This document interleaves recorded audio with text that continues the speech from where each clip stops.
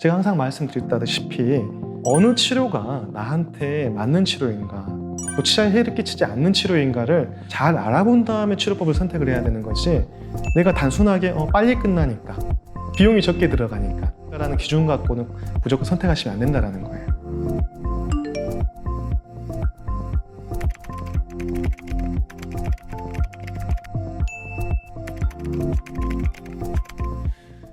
일단 근본적으로 치아 교정에 대해서 어떤 원리를 이해를 하셔야 되는데요. 치아에 힘을 가하게 되면 압력을 받는 뼈의 부분은 뼈가 녹아요.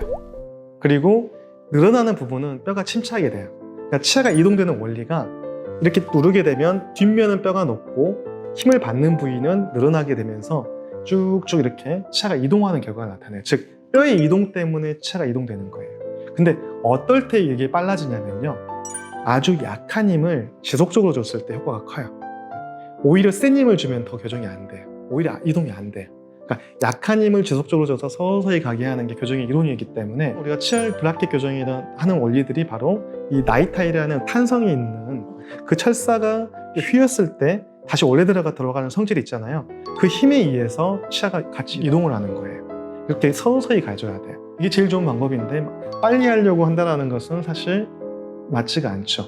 교정이 잘 되게 하는 힘을 지속적으로 나타나게 하느냐, 이게 이제 중요한 거라고 보시면 돼요. 지금까지도 특별히 그래서 그런 부분은 변하지 않았을 거라 봐요. 왜냐하면 우리 인간의 몸이 그동안 바뀐 게 아니기 때문에 원리적인 것은 아주 작은 힘을 지속적으로 줘라. 이걸 잘 주면 빨리 교정이 되고요. 이게 안 되면 교정이 안 돼요. 그렇기 때문에 이제 이해하시면 교정기를 장치를 잘 안 꼈어. 뭘 하면 그래서 교정이 잘 안 되는 거예요. 그러니까 특히 또 투명 교정 같은 장치를 꼈을 때 이동이 됐는데 또 뺐을 때 돌아오려고 하거든요. 그러면 사람들이 어떻게 착각하냐면 교정 장치하고 이만큼 효과가 있어. 그러니까 또 좀 쉬었다가 또 이거 또 끼면 또 이렇게 이동할 거야 하는데 그게 아니고요. 힘이 지속적으로 가야 한다 했죠. 지속적으로 가고 있는데 힘이 없어지면 어떻게 돼요? 얘는 그 자리에 멈춰 있는 게 아니라 돌아오려고 하죠. 뺐다 꼈다 하면 이게 더 안 좋아요. 이렇게 되면 오히려 뿌리가 녹으면서 더 교정이 안 돼요. 치아가 이동이 안 돼요. 즉 할 때 장치를 오랜 시간 동안 지속적으로 잘 끼워줘야 돼요. 이게 오히려 교정을 빨리 하는 방법인 거지. 교정 시간의 총합이 아니라 이 지속적인 힘에 어떤 계속 치아에 가해지는 이 총합이 오히려 더 중요하다고 보시면 돼요. 이것도 이제 구별할 게 치아 이동량이 많으면은 당연히 어때요? 기간이 길어지는 거예요. 그리고 치아도 이동이 잘 되는 치아가 있고 안 되는 치아가 있어요. 특히 이제 어금니 같은 뿌리가 많은 쪽은 더 이동이 안 되죠. 기간이 좀 더 걸릴 수가 있는 것이죠.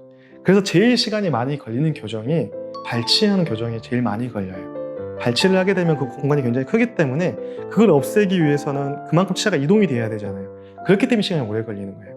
그러니까 교정법 때문에 오래 걸리냐 적게 하냐가 아니라 치아가 얼마나 이동을 해야 되냐, 이동할 치아가 얼마나 이동이 안 되느냐, 이것 때문에 교정 기간이 길어지는 거예요. 과거보다 뭐 해서 더 걸리네 안 걸리네 그런 개념은 아니라 보시면 됩니다. 이제 미니 씨 같은 경우를 이제 했을 경우는 당연히 시간이 뭐 하루 만에 끝나기 때문에 아주 극단적이죠. 그러니까 보통 2년이 걸릴 것도 뭐 하루 만에 끝난다든지, 미니 씨를 선택한 이유가 어떤 기간적인 것 때문에 선택한 경우가 되게 많긴 해요. 치료법도 아까 제가 말씀드렸듯이 교정 치료와 미니 씨를 병행해서 한다고도 했잖아요. 일반적으로 교정으로만 모든 치료를 끝내면요, 시간이 좀 오래 걸리죠. 왜 그러냐면 피니싱이라 하는 마무리 단계를 또 디테일하게 좀 해줘야 돼요. 왜? 치아끼리 아까의 디테일한 관계를 또 만들어줘야 되기 때문에 시간이 오래 걸리는데, 만약에 미니 씨를 치료를 전제를 해서 치료할 경우는요, 치아가 어느 적당량만 이동을 시켜도 어느 위치만 와도 디테일한 것을 미니 씨로 또 잡아줄 수가 있거든요. 그렇기 때문에 어떤 교정 치료의 기간도 원래보다는 한 반 정도를 조금 절감할 수가 있어요.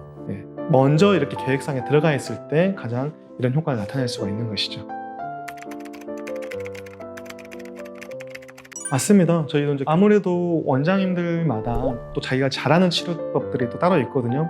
물론 안목 자체가 이렇게 폭넓게 봐서 종합적으로 수술을 해야겠다, 뭐 교정을 해야겠다, 아니면 민씨라 뭐 라미네이트를 해야겠다, 뭐 이런 것들을 보면서 판단할 수도 있지만은 아무래도 자기가 전문적으로 하는 분야에 대해서 약간 시야가 이렇게 갇혀 있는 경우가 좀 있어요. 그렇게 되면 다른 치료를 권하기보다는 내가 잘하는 치료에 대해서 좀 이렇게 더 권하는 경향이 있기 때문에 아무래도 전문적인 원장님들이 좀 많이 계시고 이분들끼리 어떤 협업이 좀 잘 이루어진다면 환자분들한테 더 많은 선택권을 줄 수 있다 봅니다.